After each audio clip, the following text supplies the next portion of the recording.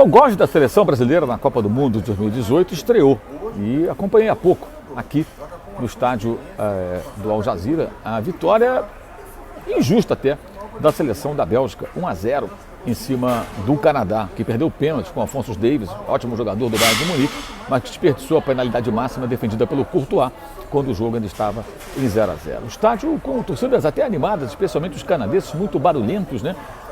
E essa Copa do Mundo tem essa peculiaridade, alguns jogos com torcidas frias, distantes, pessoas que parece que nem gostam de futebol, e outras com um ambiente, uma atmosfera um pouco mais parecida com aquilo que você sempre espera de um estádio de futebol.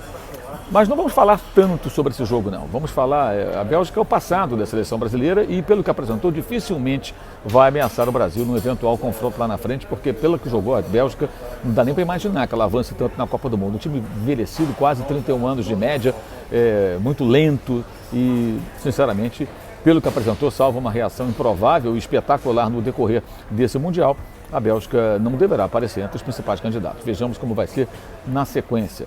E na sequência desse vídeo falaremos de outros assuntos, vídeo esse que tem o apoio e o patrocínio da Volt. Isso mesmo, a Volt está conosco nos apoiando nessa cobertura de Copa do Mundo. A Volt é uma empresa de futebol do Brasil e você pode seguir e deve seguir a Volt, @SomosVolt, no Twitter, no Instagram. Se tiver dúvida e esquecer, não tem problema não. Aqui embaixo, na descrição do vídeo, você pode conferir como seguir a Volt nas redes sociais, ok? Bem, Brasil jogando contra a seleção da Sérvia. A grande dúvida é como vai se comportar o time brasileiro em sua escalação. Se terá Vinícius Júnior, se escalar Vinícius Júnior e tirar um homem de meio campo, digamos o Fred, o técnico Tite vai montar uma estrutura muito semelhante àquela que a França apresentou na noite da terça-feira na vitória sobre a Austrália.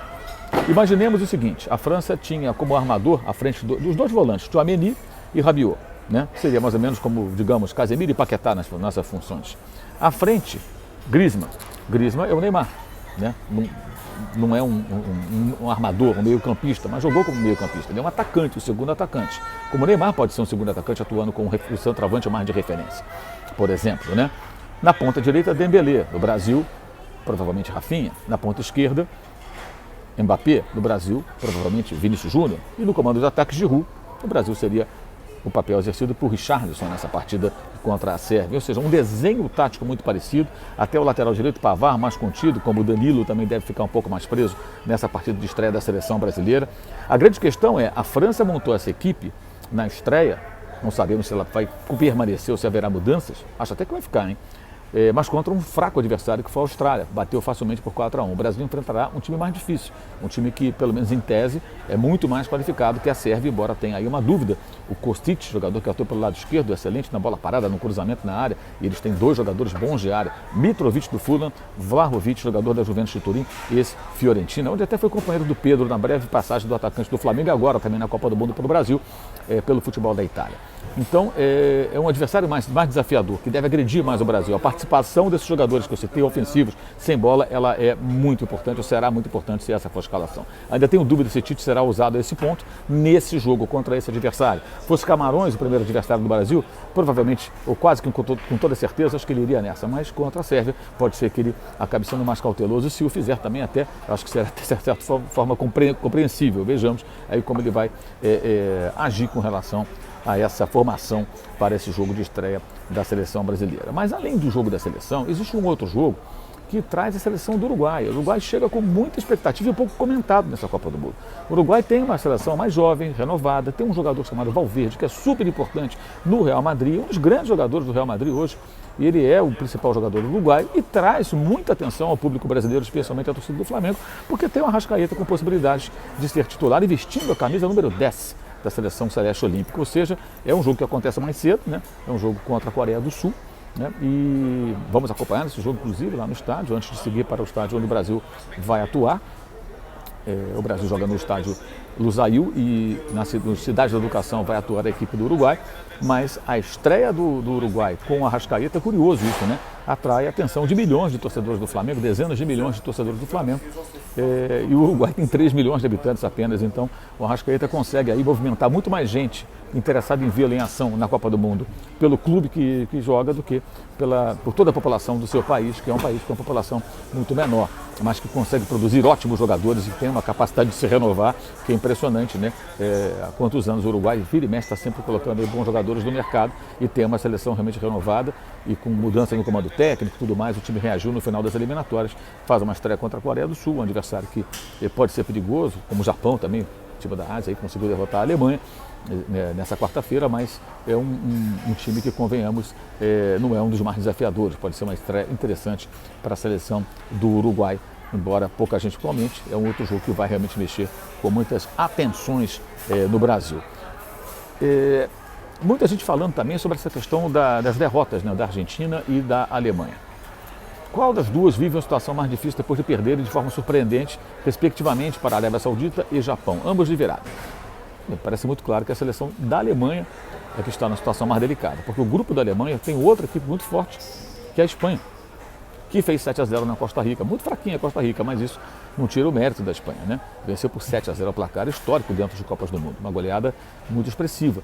Então a Alemanha se vê obrigada no domingo agora já, a derrotar a Espanha, para fazer 3 pontos, se igualar a Espanha, se igualar o Japão, caso ele perca para a Costa Rica, ficariam todos empatados, ou se o Japão vencer, chegar aos 3 pontos, né?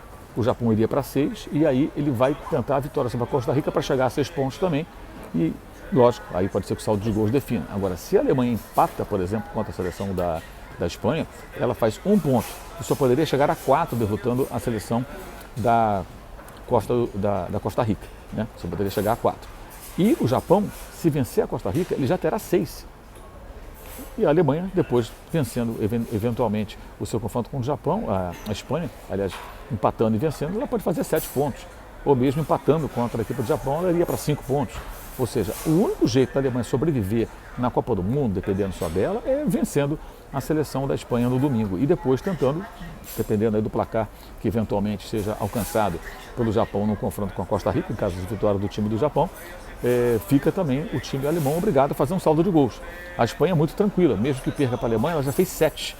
Ela tem 7 de saldo. Não que ela perca 1-0, ela vai ter um saldo de 6. E ela joga contra a seleção japonesa, se ela vencer por 1-0 que seja, ela volta a ter um saldo de 7 e 6 pontos. Dificilmente alguém vai fazer mais do que isso, evidentemente. Teria que todo mundo golear a Costa Rica de forma impiedosa por placares ainda mais expressivos, né? Isso não é muito provável que aconteça, né? Até porque tomou um jogo de 7-0 que vai perder de 8, de 9, de 10 ou algo parecido na sequência do Mundial. Então, a Alemanha é uma situação bem mais difícil, diferente do que aconteceu com a seleção da Argentina, que vai enfrentar México e Polônia, né? Os dois times, Polônia e México. Então, são adversários não tão, digamos assim, preocupantes, tão desafiadores, como é o caso da seleção da Espanha, especialmente por essa estreia. Se bem que a Espanha é um time muito jovem, né, é um time de muitos garotos, né, e a gente não sabe exatamente como a Espanha vai se comportar na sequência. A gente tem que ter um pouco de cautela também, porque é um time muito novo, que pode até sentir um pouco aí o decorrer da competição, mas teve uma estreia realmente muito animadora para o seu torcedor. Esse vídeo e essa cobertura tem aqui o apoio da Volt. A Volt é uma empresa de material esportivo 100% brasileira e que apoia o nosso jornalismo, apoia a nossa cobertura de Copa do Mundo. Estamos aqui juntos com a Volt, cobrindo esse Mundial no Catar. Tá? Siga a Volt nas redes sociais. Somos Volt, @SomosVolt, no Twitter e no Instagram. Aqui embaixo você confere na descrição do vídeo, inclusive os times que a Volt veste no futebol brasileiro.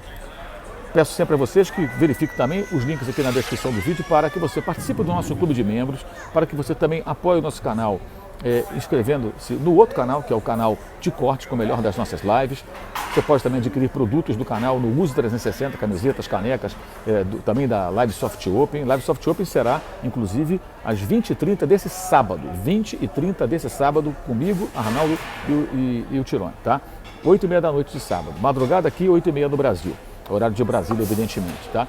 E claro, meu blog no UOL Esporte, todo dia escrevo sobre futebol, especialmente nessa Copa do Mundo no UOL Esporte. Tem também o nosso curso online de jornalismo esportivo, sempre à disposição dos interessados. Os links estão todos eles aqui na descrição desse vídeo. Então, é isso, galera. Valeu e saudações.